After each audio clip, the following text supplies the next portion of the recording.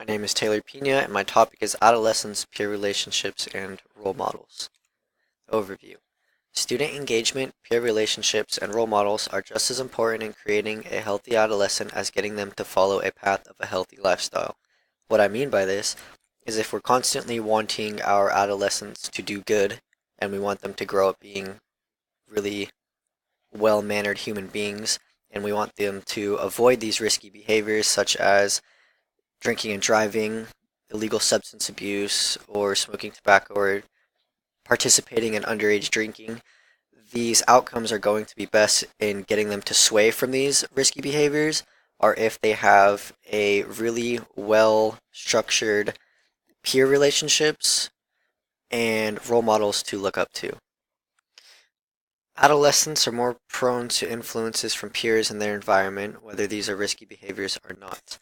And we know adolescents are going to be under some sort of peer pressure in their lifetime, and this is when these risky behaviors will possibly be introduced.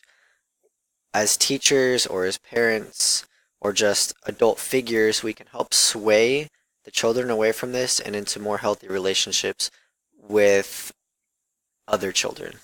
And kind of like what I just said, adolescents with good communication between themselves and a caring adult or role model are less likely to engage in these risky behaviors. This will be mainly due to parents being involved with their adolescents' activities and are constantly promoting a safe environment for them to live in. And this also gives them someone to talk to about their day, maybe how they're feeling, what they're stressing about, whether they're teenagers or younger children, instead of having them go off and find something that will maybe take their mind off things, such as speeding in a car for adrenaline, or doing drugs, or looking for alcohol to maybe take their minds off things or relax a little bit. And facts. Teens' relationships with their parents and peers play a huge role in healthy social development.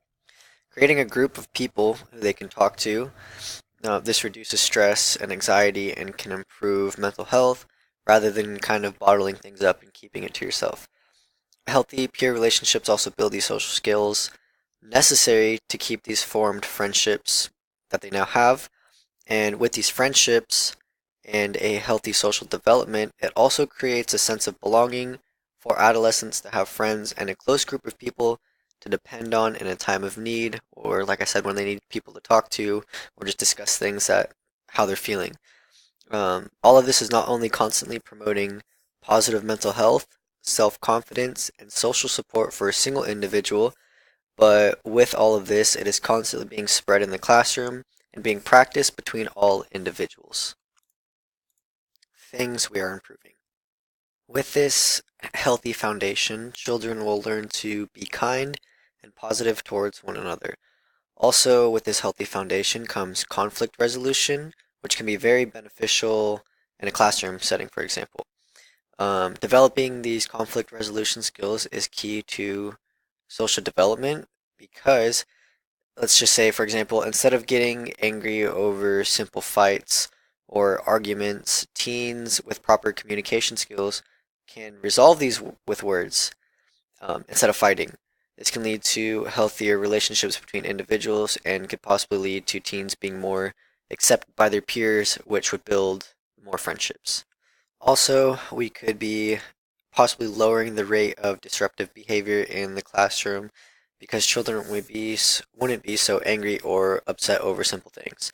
This could lead to teens being happier, which in the end would result in a healthier mental state. Now, how this will affect us as teachers. Overall, these healthier peer relationships and adult figures in adolescents' lives could lead to many things for us as teachers. For example, if children are kind to each other, they are they will be less likely to bully one another, leading to overall better behavior in the classroom if no one is picking on each other. More children would participate if they had friends in groups in the classroom, which would result in no child being left out during certain activities or games or what have you. We'll also be creating these well-mannered human beings by teaching them social skills to use when talking to friends or talking to their parents about things. as well as teaching intimacy and empathy to understand how their peers are feeling and when to know something isn't right, which would lead to them talking to their peers more. Overall, there would just be less bullying and more friendships with healthy peer relationships.